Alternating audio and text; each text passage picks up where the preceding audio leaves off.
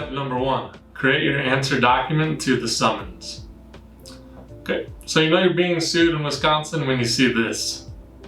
This is a summons document. It tells you that you're being sued. And it looks like this. You'll receive a summons document along with a complaint document that looks like this. The complaint document tells you why you're being sued. Okay, so these two documents together, they start a lawsuit. It's the summons and the complaint document. When you receive them, you know you're being sued.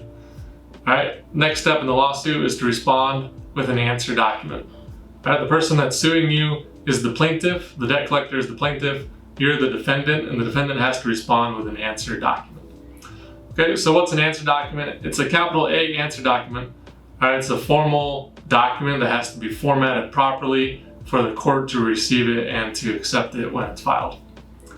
The answer document on it goes some important information like the names of the parties, the case number, the name of the court, as well as it has to be properly styled and formatted. You have to have the caption and the styling and all that all set up properly for the court to accept it. In the answer document, basically you're going to respond to every numbered allegation in the complaint. And that's step 2. Step 2, answer each item in the complaint. Okay, so the complaint document has a bunch of numbered paragraphs or allegations. These are statements that the debt collector is making against you. And it's up to you to say whether or not these statements are true. Okay, so in the answer document, you're going to have corresponding numbered paragraphs. In each one of those paragraphs, you're going to say whether you admit, deny, or deny for lack of knowledge the paragraph in the complaint. There's numbered paragraphs in the complaint. In the answer, you're going to respond in one of 3 ways to those paragraphs. The first way is to say that you admit it.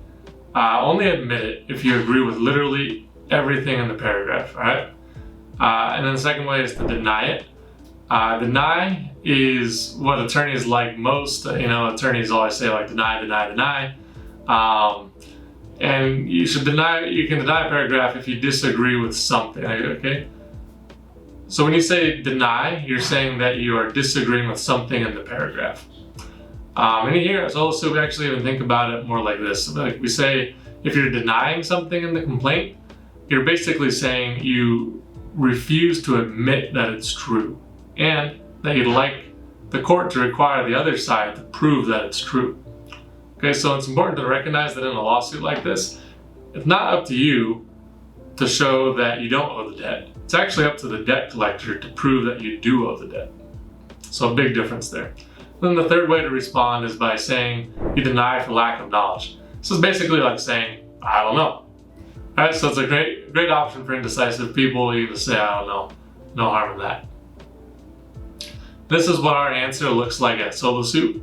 It's a time-tested document. It's one of the most filed documents in all the US courts, and it gets our customers great success, and oftentimes just gets their case dismissed and they just win outright. Step 3. List your affirmative defenses. Okay, what is an affirmative defense? It's a defense saying why you should win your case.